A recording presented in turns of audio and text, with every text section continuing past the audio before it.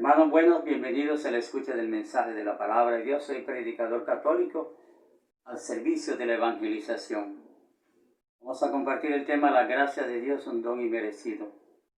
Terminamos el término gracia, viene de origen latino, gratia, que significa benevolencia, favor o beneficio que se recibe sin ningún merecimiento. En Biblia es un don sobrenatural que Dios da a sus elegidos en forma inmerecida, por su inmenso amor y por su misericordia. En griego se usa el término Hesed, el amor misericordioso de Dios.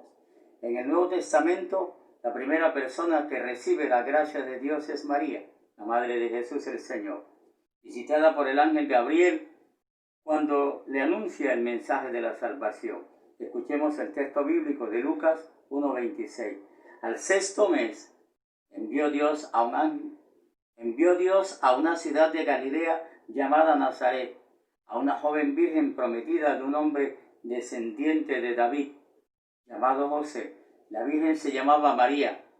Entró donde ella estaba y le dijo: alégrate, llena de gracias, el Señor está contigo. Ante estas palabras María se turbó y preguntaba qué significaría tal saludo. El ángel le dijo: no temas, María, porque has hallado gracia delante de Dios. Concebirás y darás a luz a un hijo y le pondrás por nombre Jesús. Palabra de Dios. Te alabamos, Señor.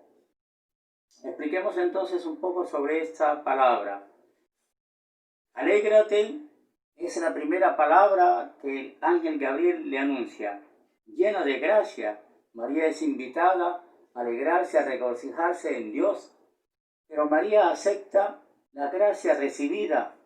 Sin embargo, esa gracia no es de ella, es para compartirla. Por eso ella es llamada en griego la quejaritomene, que al recibir el encargo de la gracia de Dios va a la montaña de Judá a visitar a su prima Isabel. El texto de Lucas dice en 1:39, unos días después, María se dirigió presurosa a la montaña, a una ciudad de Judá. Entró en casa de Zacarías y saludó a Isabel. Cuando Isabel oyó el saludo de María, el niño saltó en su seno e Isabel quedó llena del Espíritu Santo. Amén.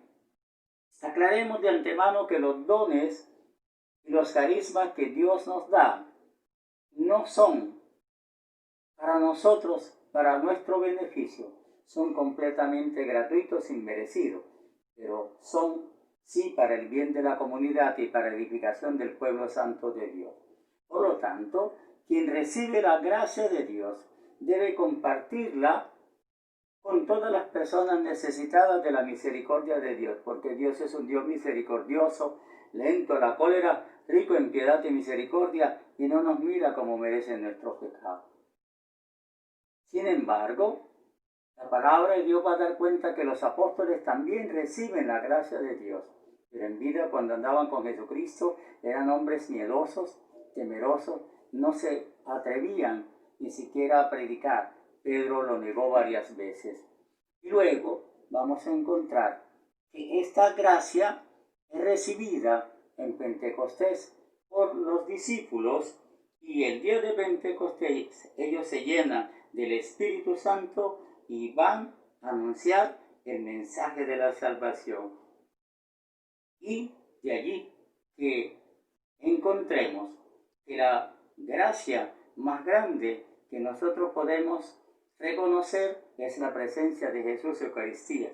Y estos discípulos, llenos del Espíritu Santo, van a predicar. Y un ejemplo de ello es la curación del cojo. Amén. Ese capítulo 3, versículo 5, en donde Pedro y Juan van al templo. Y Pedro dice: oro ni plata tengo, de lo que tengo te doy. En nombre de Jesús el Nazareno, echa a andar. Es sumamente importante este texto porque estos hombres que eran completamente miedosos, temerosos, no eran capaces de salir a predicar, se vuelven ahora en hombres valientes y tienen la multiforme gracia de Dios. Pablo, entonces, va a decir en Efesios capítulo 1, versículo 3, bendito sea Dios Padre de nuestro Señor Jesucristo, que nos ha bendecido con toda clase de bendiciones espirituales y celestiales en Cristo Jesús, y por puro amor nos ha predestinado a ser sus hijos conforme al beneplácito de su voluntad, para hacer resplandecer la gracia maravillosa concedida por medio de su Hijo. Entonces, esa gracia que han recibido los apóstoles, que ha recibido Pedro, Pablo y todos ellos, es compartida. Y cuando ellos se dan cuenta que los discípulos han ido a Samaria a predicar el mensaje de la palabra de Dios, se dan cuenta entonces que esa gracia no es solamente de ellos, que es un don gratuito, pero que hay que compartirlo con todos aquellos para que la misericordia de Dios llegue a cada una de esas personas. Por lo tanto, los apóstoles reciben esta gracia. El cojo es levantado, el cojo es sano, el cojo es salvo, el cojo entra entonces en la misericordia de Dios. Aquí vemos la respuesta de Dios a través de sus mensajeros. Ellos se enteraron de que habían predicado en Samaria, pero que la fe entra simplemente por el oído, por la escucha de la palabra, y al escuchar la palabra complementan entonces esa palabra imponiéndole las manos, y al imponerle las manos reciben entonces la efusión del Espíritu Santo todo aquel que escucha y la obedece. Concluyamos entonces diciendo, en primer lugar, los dones y los carismas son gracias de Dios, gratuitos e inmerecidos. En segundo lugar, cuando una persona participa en la obra de Dios y es llamado por la misericordia de Dios para que trabaje en ella, Dios le da los dones que necesita en abundancia. Y en tercer lugar, la gracia de Dios no es para el bien personal. La gracia de Dios es para el bien común de todos aquellos. Sin embargo, Dios nos dice una palabra muy maravillosa, que la gracia de Dios es como la nieve blanca, solo cuando se pierde es cuando hemos entrado en el pecado. Y dámosle a Dios que te bendiga y te guarde. Amén, para la gloria de Dios.